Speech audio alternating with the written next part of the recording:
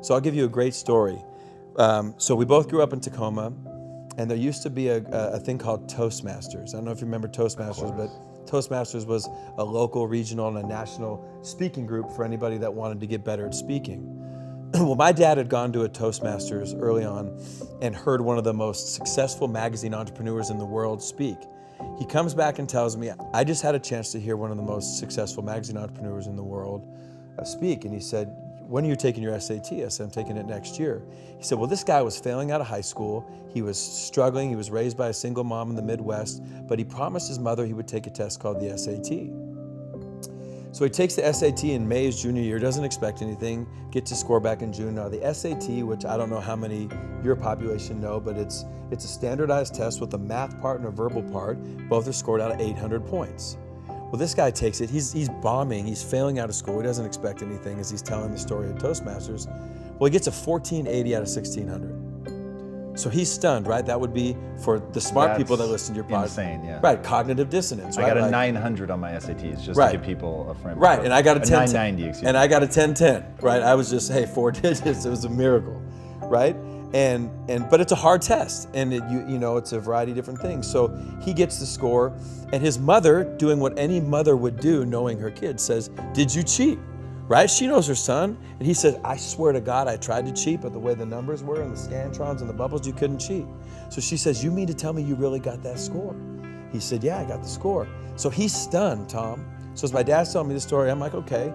So he says, all right, so what he decides is, because he realizes he's smart and he's going into his senior year, he says, I'm gonna go to class. Now he starts to go to class, he doesn't hang out with who he did when he didn't go to class. All right, teachers see him in class and they said, hey, maybe Franklin Pierce, maybe we missed the boat on this kid. So they start to treat him differently.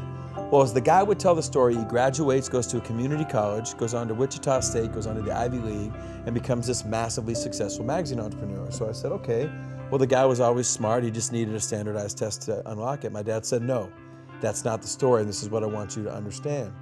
He said, 12 years after all this guy's success, he gets a letter in the mail from Princeton, New Jersey. Doesn't think anything about it. The next day, his wife says, you're gonna open it.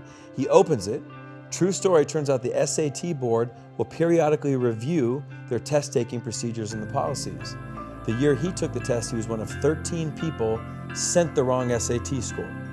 His actual score was a 740 out of 1600. And he said, people think my whole life changed when I got the 1480. But what happened? My whole life changed when I started acting like a 1480. And what does a 1480 do? He goes to class.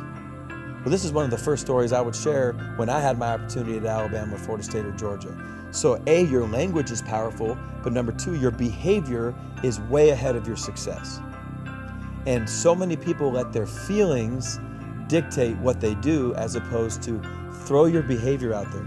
Russell Wilson's 5'10". He shouldn't be playing pro football, but he behaves like the best quarterback in the country.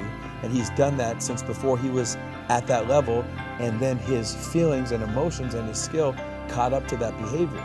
I think the lesson my dad was trying to teach me ultimately was, in addition to my language, what I do, not how I feel about my past, is going to determine who I am in the future.